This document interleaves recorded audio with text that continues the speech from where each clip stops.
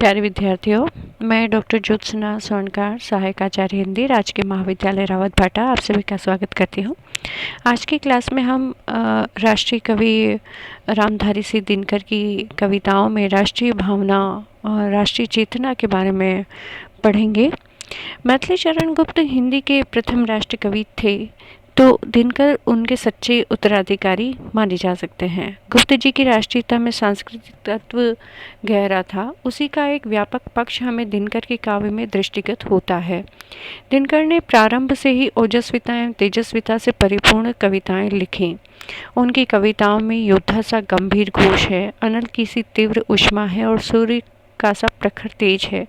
दिनकर ने 14 वर्ष की आयु में ही अपना पहला गीत लिखा। आपको राजगुरु धुरेंद्र शास्त्री से राष्ट्रप्रेम, स्वदेशानुराग एवं राष्ट्रभाषा की चिंगारी प्राप्त हुई तथा माखनलाल चतुर्वेदी, मैथिली चरण गुप्त, बालकृष्ण शर्मा नवीन आदि तत्कालीन कवियों से ओजस्वी काव्य की प्रेरणा मिली।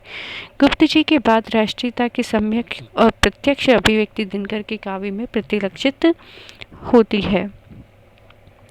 राष्ट्रीय चेतना के सशक्त संवाहक दिनकर जी रहे हैं। दिनकर जी की काव्य यात्रा की कहानी बड़ी विचित्र और अद्भुत रही है। वे मूलतः राष्ट्रीय भावों के संवाहक और मानवतावादी विचारों को अभिव्यक्ति देने वाले प्रतिभाशाली कवि थे।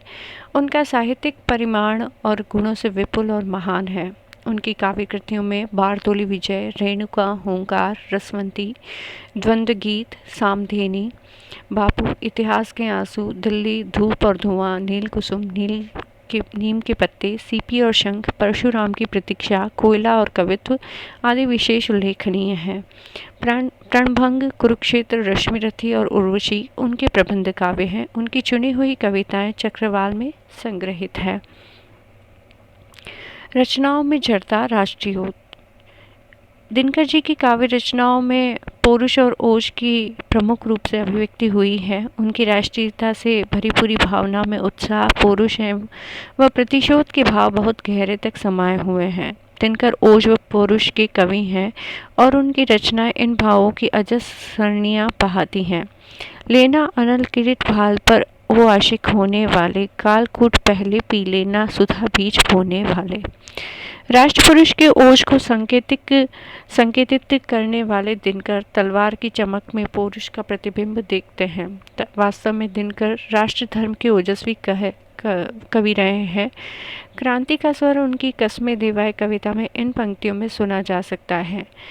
क्रांति धात्री कविते जाग उठ, आडंबर में आग लगा के, पतन पाप पाखंड जल जग में, ऐसी ज्वाला सुलगा दे।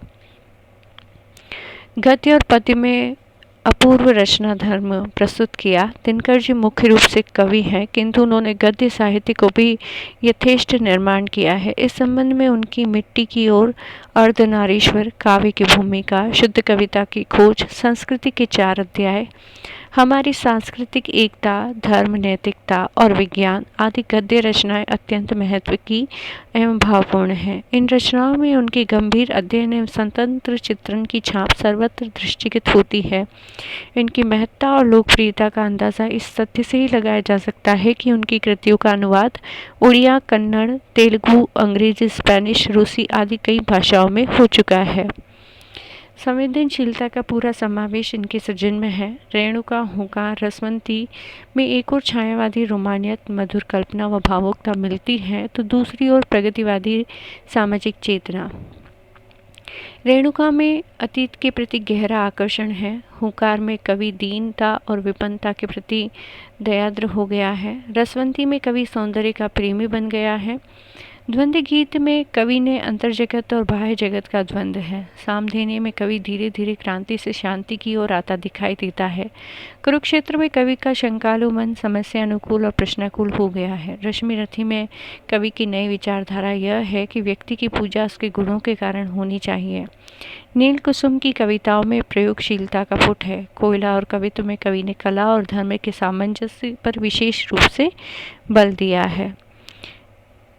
दिनकर बहुमुखी प्रतिभा के धनी थे। वे हिंदी के गद्य और पद्य साहित्य में समान अधिकार से लिखने वाले युग चेता और जनप्रिय रचनाकार के रूप में सदैव अविस्मरणीय बने रहेंगे।